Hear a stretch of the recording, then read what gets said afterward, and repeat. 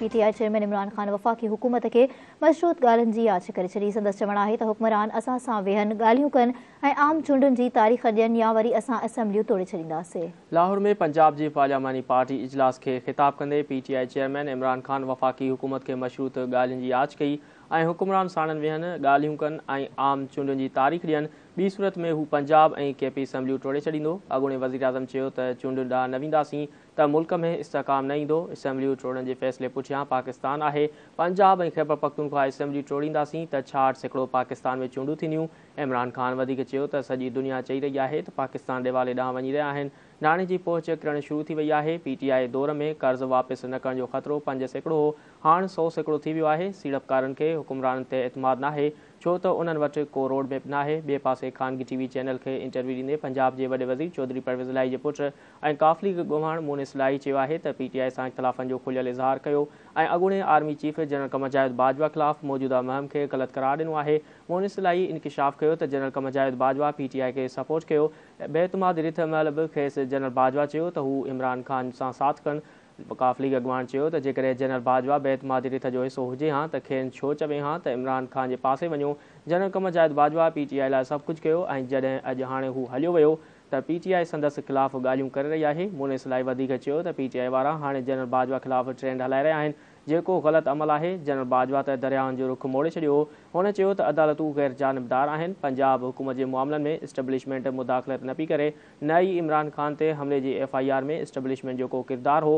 हिन वक़्तु इस्टेब्लिशमेंट गैर सियासी आहे। संदसि वधीक चवणु हो त हुननि पीटीआई खे चयो त FIR कटण लाइ को पंहिंजो पुलिस वारो ॾियो, पर हुननि अहिड़ो को पुलिस वारो ॾिनो ई कोन।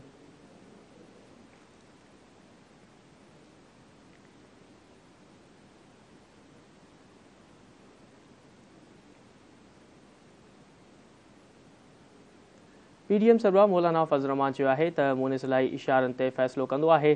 कराची में SM मुनीर मरहूम जे पोयरनि सां उज़ुर ख़्वाही बाद मीडिया सां ॻाल्हाईंदे मौलाना फज़ल रहमान चयो आहे त इहा मोनिस इलाही जी सियासत आहे। चौधरी शुजात हुसैन वॾो आहे। मोनिस इलाही बाबति सवाल उन खां ई करणु घुरिजनि। मौलाना फज़ल रहमान चयो आहे त चौधरी शुजात हालतुनि मूजिबि जुमिराणो फ़ैसिलो करे रहियो आहे। संदसि ख़्याल में चौधरी शुजात जे कुटुंब खे इन जी तक़लीद करणु घुरिजे। हुन चयो त पाकिस्तान खे मुआशी तौर ते मज़बूत करण लाइ हर शहरी खे किरदारु अदा करणु घुरिजे। मुल्क खे मज़बूत करणु हर फ़र्द जी ज़िम्मेवारी आहे। PDM सरबराह चयो त मुल्क ॾेबवारी जे किनारे ते पहुची चुको आहे। मौजूदा हुकूमत मुल्क खे ग्रे लिस्ट मां ॿाहिरि आंदो आहे।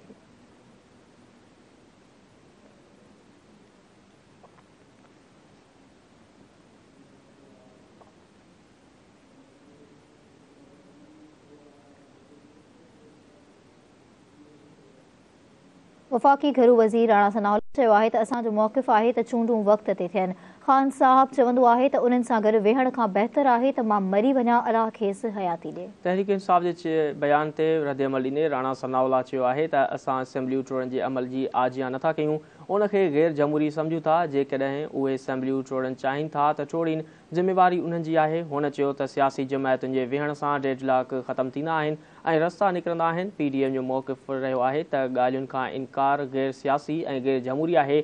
PDM क़यादत ॻाल्हियुनि खां इनकारी नाहे थींदी। संदसि चवणु हो त असां सियासी मामलनि खे सियासी तरीक़े सां हल करण ते यकीन रखूं था।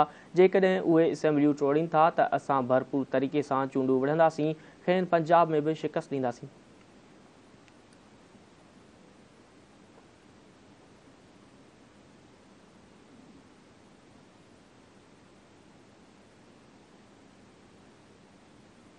तहरीक इंसाफ़ जे अॻुवाण फैसल वावडा चयो आहे त पंजाब हुकूमत टुटंदी नज़र अची रही आहे ऐं न ई KPK हुकूमत निज़ाम ईअं हलंदो रहंदो। समाजी राब्तनि वारी वेबसाइट ते जारी कयल बयान में फैसल वावडा इमरान खान जो नालो खणण बिना चयो त सर तव्हांजो हुकुम।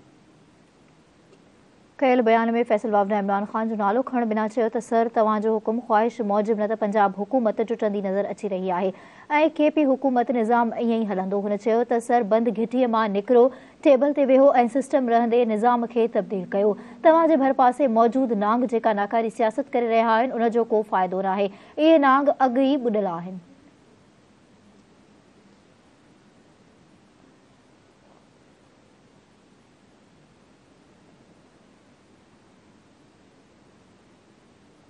तहरीक इंसाफ जी केपी क़यादत पार्टी चेयरमैन इमरान खान के सूबाई असेंबली तोड़ण जी हतमी तारीख़ जो इख्तियार ॾेई छॾियो। इमरान खान जी सदारत हेठि ख़ैबर पख्तूनख्वा जी क़यादत जो मुशावरती इजलास थियो, जंहिंमें परवेज़ खटक, असद कैसर, अली अमीन गंडापुर, आतिफ खान ऐं तैमूर शिरकत कई। ज़रियनि मूजिबि इजलास में ख़ैबर पख्तूनख्वा असेंबली टोड़ण जे हवाले सां सलाह मशवरा कया विया ऐं मेंबरनि इमरान खान खे असेंबली टोड़ण जी हतमी तारीख़ जो इख्तियार ॾिनो। वाज़िह रहे त अॻूणे वज़ीर आज़म ऐं पाकिस्तान तहरीक इंसाफ जे चेयरमैन इमरान खान रावलपिंडी में जलसे खे पंहिंजे ख़िताब में चयो हो त हिन समूरियुनि असेंबलियुनि तां दस्तबरदार थियण जो फ़ैसिलो कयो आहे। जल्द मुशावरत बाद ऐलान कयो वेंदो।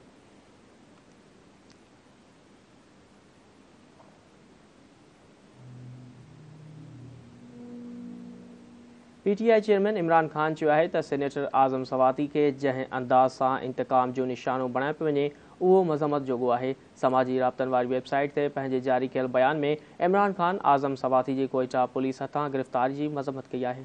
इमरान खान चयो त कोयटा पुलिस आज़म सवाती खे हिरासत में वरितो आहे। आज़म सवाती खे सुबुह जो साह खणण में तकलीफ़ ऐं सीने में सूर सबबि पिम्स इस्पताल आंदो वियो हो। इमरान खान चयो त कोयटा पुलिस आज़म सवाती जी जान खे ख़तरे में विझी खेसि गॾु वठी वई आहे।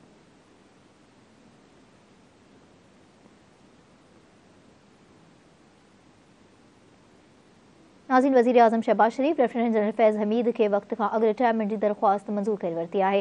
ज़रियनि मूजिबि लेफ्टिनेंट जनरल फैज़ हमीद वक़्त खां अॻु रिटायरमेंट जी दरख़्वास्त कुझु ॾींहं अॻु GHQ मोकिली हुई। ज़रियनि जो चवणु आहे त बचाव वारी वज़ारत लेफ्टिनेंट जनरल फैज़ हमीद जी वक़्त खां अॻु रिटायरमेंट जी दरख़्वास्त मंज़ूरी लाइ वज़ीर आज़म खे मोकिली हुई, जंहिंखे वज़ीर आज़म मंज़ूर करे वरितो।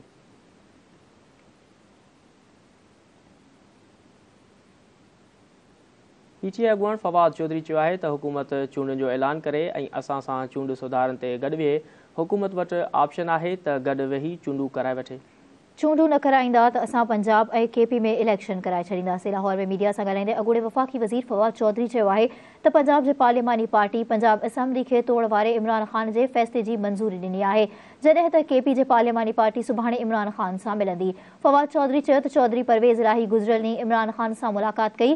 परवेज़ इलाही इमरान खान खे पंजाब असेंबली तोड़ जो इख्तियार ॾेई छॾियो आहे। PTI अॻुवाण चयो त ॻाल्हियुनि लाइ असांजा नुक़्ता तमामु वाज़िह आहिनि। सॼे मुल्क सियासी अदम इस्तेहकाम मां निकिरणु चाहे थो। पाकिस्तान हिन महिल हिकु वॾे मुआशी बहरान मां गुज़री रहियो आहे। चीन, सऊदी अरब, UAE जहिड़ा असां दोस्त मुल्क बि उन्ही ॿुॾ जो शिकार आहियूं।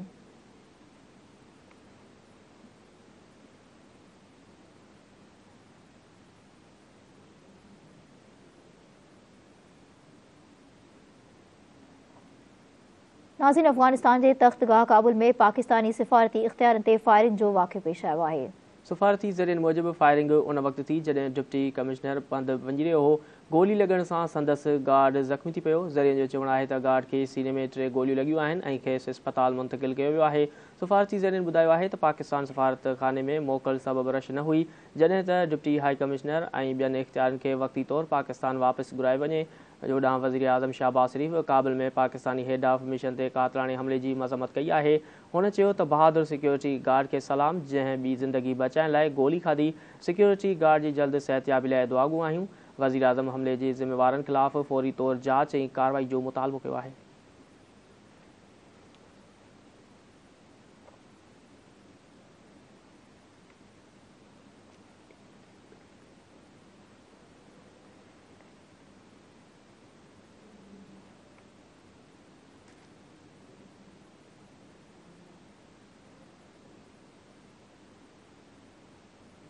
सऊदी हुकूमत पाकिस्तान लाइ $3 अरब जी इमदादी रक़म में 1 साल जी वाध करे छॾी आहे।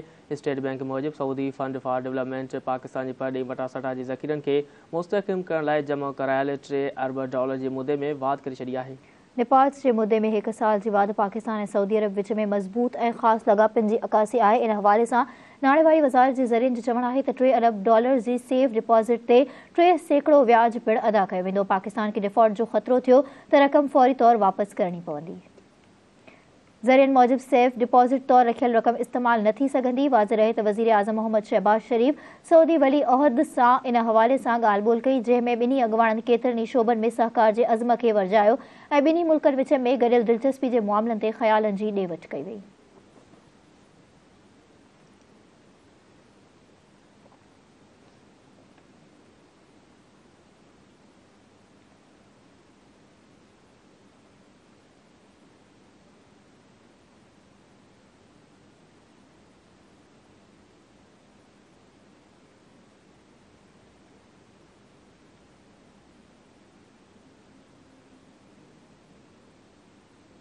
वज़ीर आज़म शहबाज शरीफ बोल मुतासिर इमदाद ते गडियल अरब रियासतनि जे सदर शेख मोहम्मद बिन ज़ैद निहान जा थोरा मञा आहिनि। वज़ीर आज़म शहबाज शरीफ गडियल अरब रियासतनि जे सदर शेख मोहम्मद बिन ज़ैद निहान सां फ़ोन ते राब्तो कयो आहे।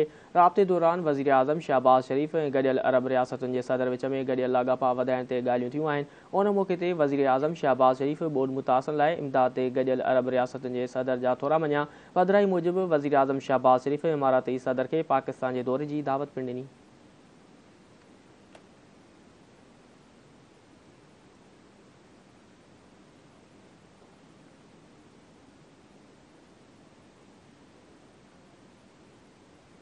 सूबाई वज़ीर जाम इकरामुल्लाह धारे जो चयो आहे त कराची समेत पूरी सिंध में सनती ज़ोन खे वसी कयो पियो वञे। कराची में 2000 एकड़नि ते ॿधल जदीद सनती ज़ोन ठाहे रहिया आहियूं। सखर चैम्बर ऑफ कॉमर्स ऐं उहिदेदारनि सां मुलाक़ात बाद मीडिया सां ॻाल्हाईंदे सूबाई वज़ीर जाम इकरामुल्लाह धारे जो चयो इंडस्ट्री लाइ मिलियल प्लॉट में सिर्फ़ इंडस्ट्री ई क़ाइमु कई वेंदी, ख़िलाफ़ वर्ज़ी कंदड़नि जे प्लान ते रजिस्ट्रेशन रद्द कई वेंदी। हुन चयो त सखर जे सनतकारनि लाइ सखर में ई बायोमेट्रिक सिस्टम जो इंतज़ाम कयो वेंदो, खे यकीनी बणायो वेंदो। सूबाई वज़ीर चयो त नाती इलाक़नि में तरक़ियाती रिथार में वस्तेदार चैम्बर ऑफ कॉमर्स जे नुमाइंदनि जी शमूलियत खे यकीनी बणायो वेंदो। हुन वधीक चयो त पाकिस्तान पीपल्स पार्टी जे चेयरमैन बिलावल भुट्टो ज़रदारी ऐं वॾे वज़ीर सैयद मुराद अली शाह सूबे में सनती तरक़ी जा ख़्वाहिशमंद आहिनि, छो त सनती तरक़ी खां सिवा पाइदार तरक़ी मुमकिन नाहे। जाम इकरामुल्लाह धारे जो चयो त सिंध हुकूमत गैर हंध पोरियतनि जे उजरत घटि में घटि 25,000 रुपया मुक़ररु कई आहे। हुन चयो त फैक्ट्री मालिक हुकूमती पॉलिसी ते अमल करण जा पाबंद आहिनि।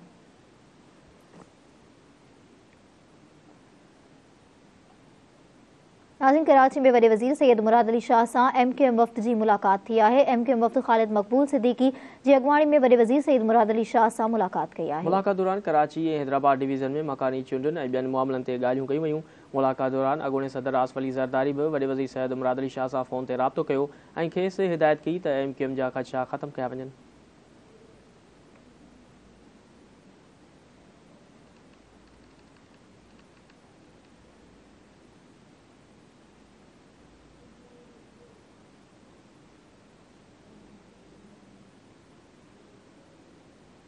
सिंध जे गवर्नर कामरान ख़ान टेसूरी चयो आहे त इंडस अस्पताल जहिड़ा मिसाली इदारा हुकूमत जा वॾा मददगार आहिनि, छाकाणि त उहे अवाम खे मुख़्तलिफ़ बीमारियुनि जे इलाज जूं बहितरीन सहूलियतूं फ़राहम करे रहिया आहिनि। अहिड़नि ख़्यालनि जो इज़हार सिंध जे गवर्नर इंडस अस्पताल जो दौरो कयो। अस्पताल जे CEO डॉक्टर अब्दुल बारी गवर्नर खे अस्पताल बाबति ब्रीफिंग ॾिनी।